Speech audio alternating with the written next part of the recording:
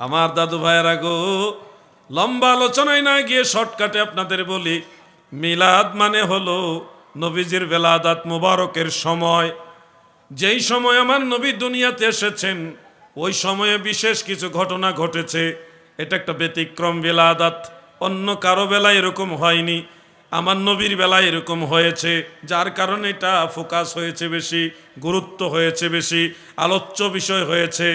কি হয়েছে শোনো, যেদিন আমার নবী দুনিয়াতে শুভাগমন করে, সাতটা আসমান আমার আল্লাহ নূর দিয়া সাজাইছে, জমিনকে আমার আল্লাহ নূর দিয়ে আলোকিত করেছে, ফেরেশতাদেরকে লাইনে লাইনে দাঁড় করায় আদেশ দিয়েছে, তোমরা দাঁড়িয়ে আমার হাবিবের উপরে সালাত সালাম পড়ো, আজকে আমার হাবিব দুনিয়াতে শুভাগমন করছে। কাবা ঘরের ছাদে, পৃথিবীর পশ্চিম প্রান্তে, পৃথিবীর পূর্ব প্রান্তে, 3 জায়গায় আমার আল্লাহ ফেরেশতার মাধ্যমে পতাকা উড়াইছে। মা আমেনা বলেন, আমি দেখেছি আমার ঘর এত নূরে আলোকিত হয়েছে, সেই নূরের আলো সারা পৃথিবীতে ছড়িয়েছে। ওই নূরের আলো দিয়ে মক্কা নগরী থেকে দামেস্কের বড় বড় দালানগুলি আমার আল্লাহ আমারে দেখাইছে।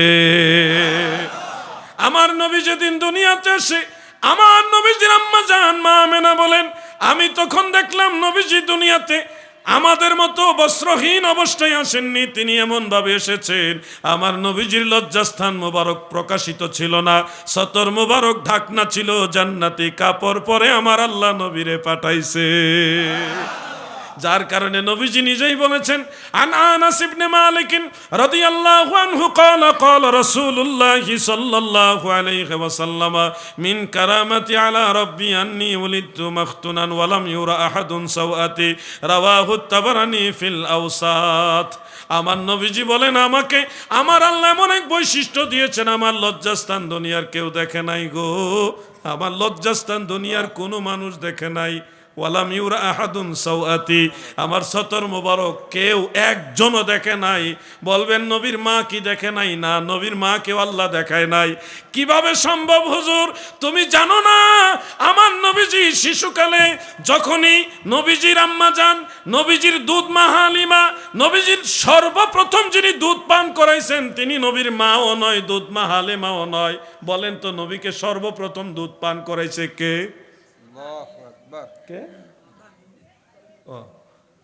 কেউ জানেন না? সর্বপ্রথম আমার নবী কার দুধ পান করেছেন দুনিয়াতে এসে? তিনি হলেন আবু লাহাবের দাসী ছিলেন হযরতে সুয়াইবা রাদিয়াল্লাহু তাআলা আনহা। তিনি সর্বপ্রথম নবীজিকে দুধ পান করেছেন। উনি মুসলমানও হয়েছিলেন। নামটা সুয়াইবা। বলেন নাম কি? নামটা মনে রাখেন, অনেক কথা এখানে।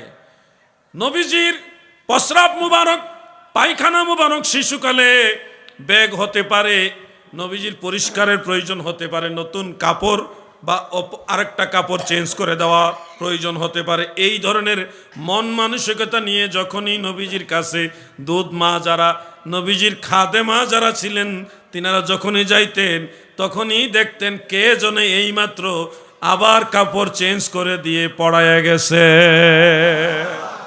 ওনাদের মাইন্ডের মধ্যে আল্লাহ সেটা মেসেজ করে দিতেন, তোমাকে খেদমত, এই খেদমতটা তোমাদের করতে হবে না, এই খেদমতটা আমি আল্লাহ স্পেশাল করে দিলাম। সুবহানাল্লাহ বলে।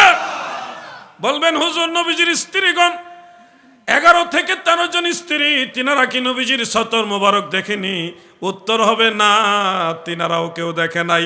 ইবনু মাজাহ শরীফের মধ্যে উল্লেখ, আম্মা জান আয়েশা বলেন, মা নাজারতু আও মারাইতু ফারজা রাসূলিল্লাহি সাল্লাল্লাহু আলাইহি ওয়াসাল্লাম কাত্তু, আমি আমার নবীজির লজ্জাস্থান বা সতর মোবারক ইচ্ছায় অনিচ্ছায় চর্মচোখে কিংবা একটু তন্দ্রাচ্ছন্ন হয়ে কোনোভাবেই কখনো দেখি না। আমার নবীজির ইজ্জত সম্মান রক্ষা করেছে কে? সেই নবীর বেলাদাতের পুরো ঘটনাটাই ব্যতিক্রম।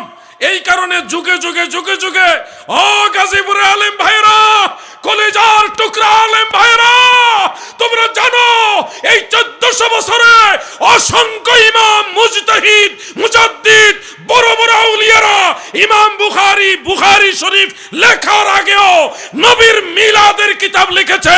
1400 বছরে বহু ইমাম মিলাদুন নবীর কিতাব লিখেছে। তুমি তো জানোই না। আমার কাছে অনেকগুলো কিতাব আছে, 140টা কিতাবের তালিকা তোমাকে আমি দেখাই দিব।